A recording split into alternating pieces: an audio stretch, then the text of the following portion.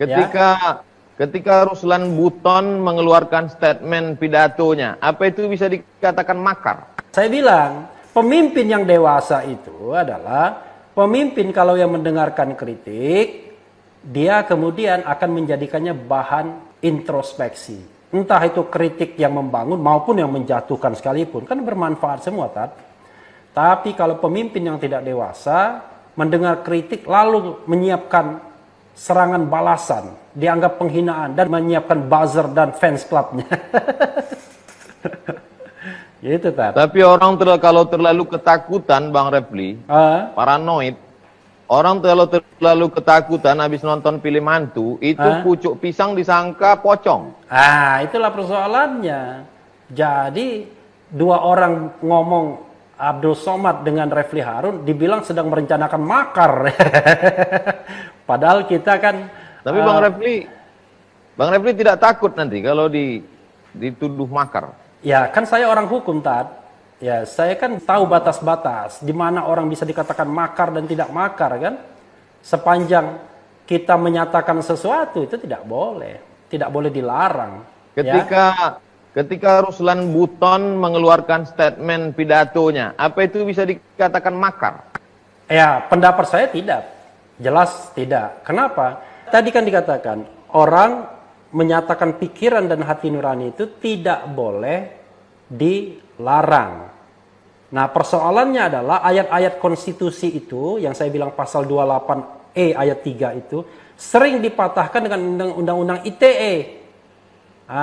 Jadi undang-undang ITE itu undang-undang karet sekali. Kalau kita misalnya menyampaikan konten tertentu di media sosial dengan menggunakan media internet, maka kita bisa dijerat pasal 1 penghinaan, kedua menyebarkan berita bohong. Jadi itu yang menyebabkan kemudian atau menyebarkan kebencian. Jadi 3, kebencian, penghinaan, dan penyebaran berita bohong. Dan itu karet sekali, Tat. Persoalan kita kadang-kadang kita tunduk melihat undang-undang tapi tidak tunduk pada konstitusi sebagai hukum tertinggi. Kecuali Ruslan Buton itu dia berkonspirasi, mengumpulkan orang, lalu kemudian berpikir bagaimana memecah belah, bagaimana melakukan agitasi, lalu kemudian merebut senjata dan lain sebagainya. Itu baru makar. Gitu. Kerisauan Ruslan Buton itu kan ketika melihat TKA, Bang Rafli. Lalu bangkit semangat patriotisme kebangsaannya.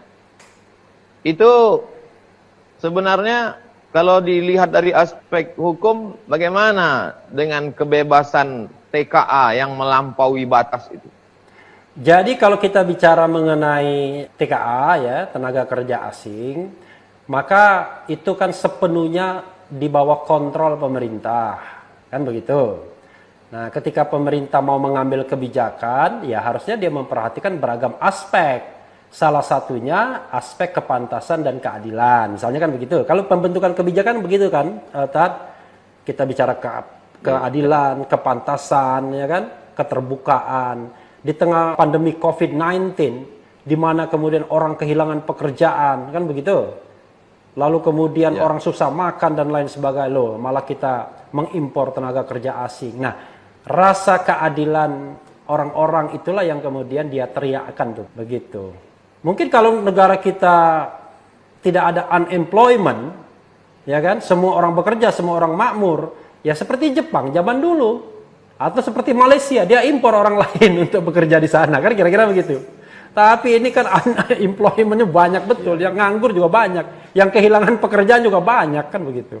Kalau Bang Rafli jadi presiden, apa yang Bang Rafli lakukan terhadap Ruslan Buton? Wah, luar biasa, ini pertanyaan berat sekali. Saya undang Ruslan Buton, biar dia ngomong di depan saya, mau apa dia.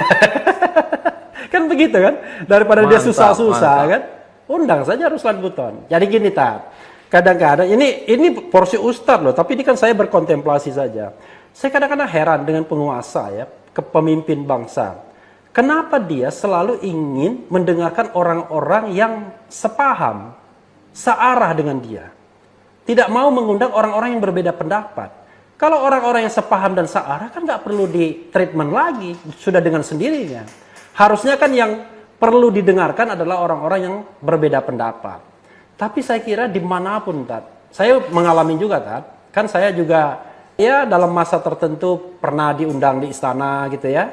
Bahkan saya 4 bulan pernah menjadi staf khusus Menteri Sekretaris Negara Pratikno. Tapi saya mengundurkan diri setelah itu. Saya merasakan betul, kalau pendapat kita sama, teman. Kan begitu? Kalau pendapat kita berbeda, dalam tanda kutip, lawan. Kira-kira begitu, Tat. Ya. Makanya saya bilang memang gak gampang jadi pemimpin ini ternyata. Berjiwa besar, ya, berlapang dada itu sulitnya minta ampun. Sepertinya, Tat. Gitu.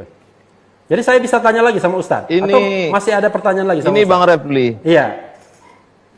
Sekarang ini kalau kita buka media, Iya. hampir setiap hari itu saya dapat postingan tentang anti PKI, ketakutan bangkit PKI, segala macam.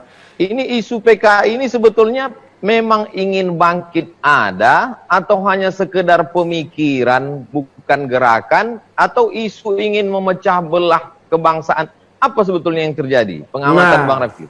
Kalau ini agak berat saya menjawabnya, tapi saya ingin menjawab lah. Izinkanlah ya Pak netizen sekalian menjawab.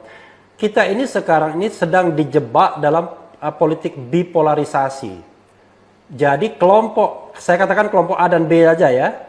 Kelompok A menggunakan isu-isu yang sama. PKI, ya kan?